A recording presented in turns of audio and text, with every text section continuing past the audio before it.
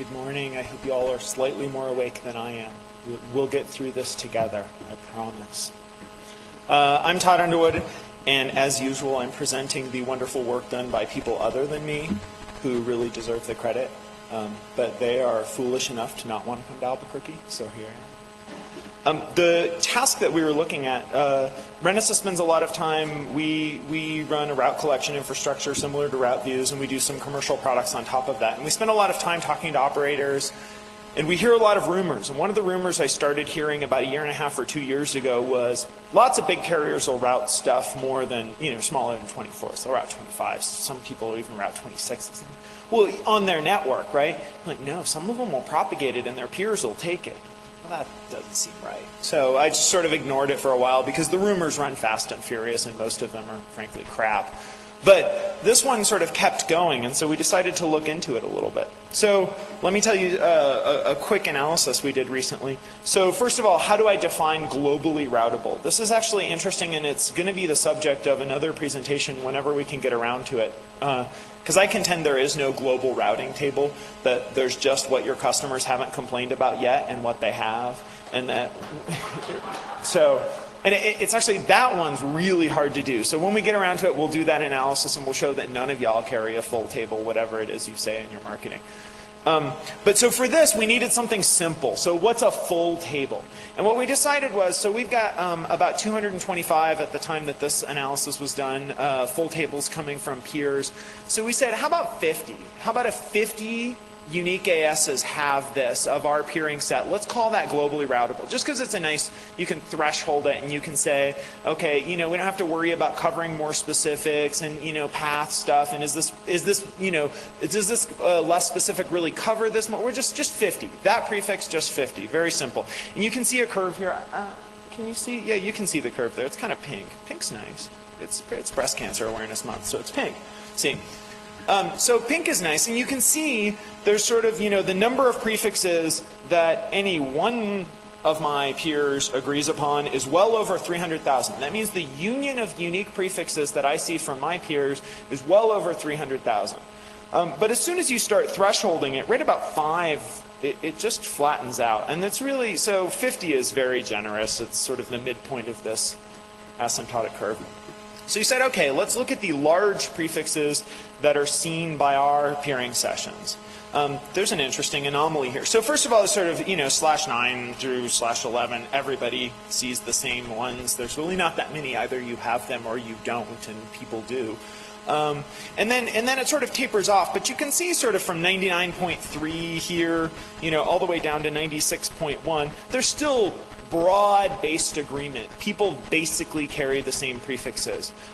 What's that? 73.1% in the /8s. That's kind of wacky, right? There are a total of 26 of them routed, but only 19 of those are carried by more than 50 of my peers. So which ones aren't globally routed? Well, 6/8 and 63 through 68/8 and 13/8 and 24/8 are the ones that some people carry, but almost none of you, thankfully, do, because those are actually not being announced by the people who own them. They're being announced by 2706, Pacific Internet in Singapore, and there's only 3 Renesas peers, all of them small networks. We will not shame them here in public because I don't like to shame my peers. I rather sort of work with them privately to correct these things. My suspicion is when I saw this, it related back to some work that Jeff Houston had done on sort of transient /8 announcements and transient announcements of /24s inside of /8s for spamming purposes. I have no idea if that's what these are, but it certainly looks suspicious to me. So if you see those coming from your customers in the Asia-Pac region, feel free to filter them. Feel free to filter your customers for what they're supposed to be announcing, just full stop if you feel like it. That's sometimes, Okay, so that was the big stuff. So that made us feel good. Okay, we've got a model here. We can sort of understand what's going on. Great. Now let's start looking at smaller stuff. So 20, 21, 22 through 24. It starts tapering off a little bit. And that's not surprising because many of these are de-aggregates and different people will carry, just because of traffic engineering, different people will end up getting announced different de-aggregates of covering announcements. So it's not surprising that you would see less agreement here. And as you would expect, you see a very sharp drop off at 24, but I was a little bit surprised at that number. That's not 0, it's not 2, it's 203. There are 203/25s that are carried by more than 50 of my peers. So I went into this pretty sure, my colleague Earl Jamiejewski was doing this work, and I went into this saying, Earl, you're not going to find much. I mean, I heard this, but it's not going to be much. And admittedly, 203 prefixes is really kind of noise in the 230 to 250,000 prefixes most of you are carried, but it's not 0. So that's kind of interesting.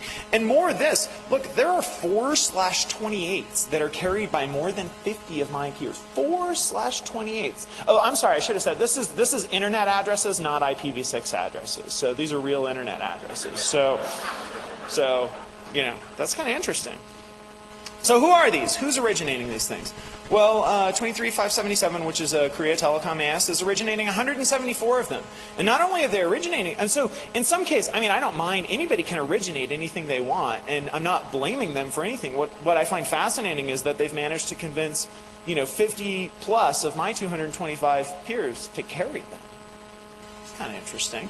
BandCon consistently has about 15 of these small prefixes, and then there's a few others that have 1 or 2, and there are 24 ASNs who originate one of them. Of these prefixes, 202, are in South Korea, 18 in the US, and you've got a Ukrainian prefix and a Russian prefix. So the routing of these prefixes seems to be almost entirely about Korea, which was another sort of interesting thing. Provider policies, if you just sort of poll the crowd here and you say, what will your provider carry, what does your network carry, the universal answer, I believe to be /24s and screw you if it's smaller, but that turns out to not be true. Sprint apparently will carry /26s for Aaron and /28s for Ripe, but I don't know that their peers would accept those. And of course, when you look at some other big networks, they really talk about /24s and that's it. So one question might be, hasn't it always been this way, and why should we care?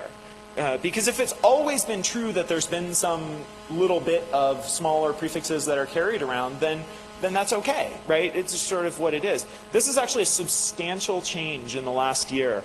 In October of 2006, we saw 29. What we did was we took our peer set at that time, which was slightly smaller, and we scaled the number of peers required to threshold down to 30 and change from 50, just to make it the same percentage. And when doing that, we get 29 prefixes of this character routed globally last year. So that's an 8-fold increase in the last year.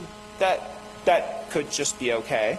But here's one of the concerns, and this is the question. So we definitely see more prefixes routed of this character than previously were. Most are from a single provider in South Korea, so we could presumably figure out why they're announcing them and why people feel interested in carrying them. It could just be that the aggregates carry so much traffic that people really want the deaggregates because it helps for traffic engineering on peering interfaces. Filtering out, small n /24s isn't really going to save you very much now because there aren't very many, but there's a relevant question. One of the concerns that you'll see underlying a number of the presentations here at NANOG this time is routing table growth. The growth of the total number of routes carried and the rate of change of those routes, so the churn in those. All of the assumptions about routing table growth include some notion that we won't route things smaller than 24s. So if this barrier has been broken and is being broken for economic reasons, contractual reasons, competitive reasons, peering reasons, whatever they are, if it becomes true that your networks are going to carry in the near future large numbers of prefixes in the 25, 26, God help us, 28 range, then many of the assumptions about the routing table growth for IPv4 are not valid, and this is cause for some concern.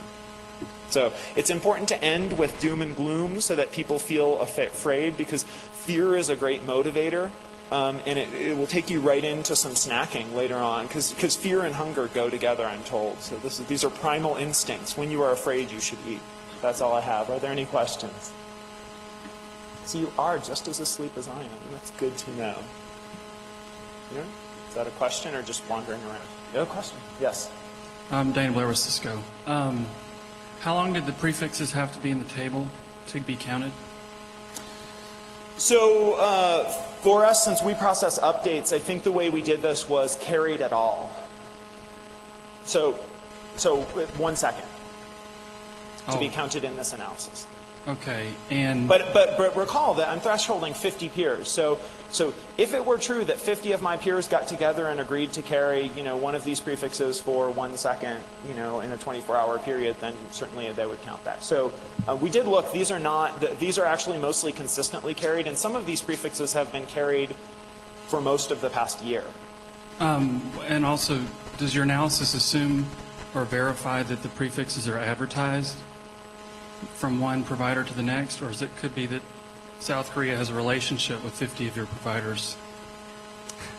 Do you understand what I'm saying? Is it actually advertised among them? So you're asking whether we see peering edges among large providers carrying these prefixes? Yes. I don't know, but I'll find out. Brad Roldan, COVAD. Similar question. I was wondering if the AS path depth had any factor in your analysis. I don't know, but I'll look into that. Thank you.